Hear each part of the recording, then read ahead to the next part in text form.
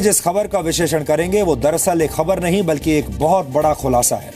ये खुलासा दुनिया भर के 500 करोड़ मोबाइल फोन उपभोक्ताओं से जुड़ा हुआ है। यानी ये खबर दुनिया की 70% आबादी के लिए बहुत महत्वपूर्ण है। इसलिए आज हम भारत ही नहीं बल्कि अमेरिका, यूरोप और यूनाइटेड किंगडम में मौजूद डीएनए के तमाम दर्शकों से भी अपील करेंगे कि आप ये खबर बहुत ध्यान से देखें, क्योंकि इस विश्लेषण के बाद आपको पता चल जाएगा कि दुनिया की बड़ी बड़ी मोबाइल फोन कंपनियां कैसे कई वर्षों से आपके साथ एक बहुत बड़ा धोखा कर रही हैं और इन कंपनियों के लालच ने आपके साथ साथ आपके पूरे परिवार को भी खतरे में डाल दिया है। अगर मैं आपसे कहूं कि आपके मोबाइल फोन में सिर्फ टावर ही नहीं बल्कि ट्यूमर के भी सिग्नल हैं तो शायद आपको यकीन नहीं होगा, लेकिन ये सच है।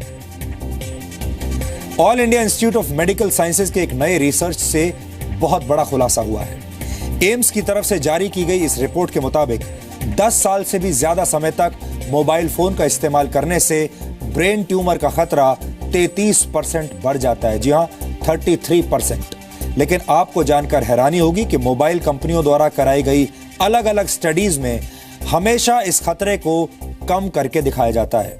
मेरे पास एम्स की मदद से तैयार किए गए रिसर्च के कुछ महत्वपूर्ण अंश हैं। यह दरअसल एक मेटा एनालिसिस है, यानी एक ऐसा रिसर्च जिसे तैयार करते वक्त दुनिया में हुई अलग अलग स्टडीज का विश्लेषण भी किया गया है। इस रिसर्च के मुताबिक दुनिया भर में हुए ज्यादातर सरकारी रिसर्च में मोबाइल फोन से ब्रेन ट्यूमर के खतरे की बात कही गई है, लेकिन मोबाइल फोन इंडस्ट्री द्वारा किए गए रिसर्च में इस खतरे को हमेशा से कम करके आंका गया है। यानी पेड न्यूज की ही एक तरह का पेड रिसर्च भी होता है, और ये सारे रिसर्च जो अभी तक आपने पढ़े और देखे ये पेड रिसर्च थे, जिससे कुछ कंपनियों को फायदा पहुंचाने के लिए तैयार किया जाता है। एम्स ने अपने मेटा एनालिसिस में यह भी पाया है कि जो स्टडीज मोबाइल फोन इंडस्ट्री द्वारा फंडेड हैं उनकी गुणवत्ता अच्छी नहीं होती, और ऐसी स्टडीज ज्यादातर मौकों पर किसी नतीजे पर भी नहीं पहुंचती हैं। आप कह सकते हैं कि ऐसी स्टडीज को सिर्फ उपभोक्ताओं को भ्रमित करने के लिए तैयार किया जाता है।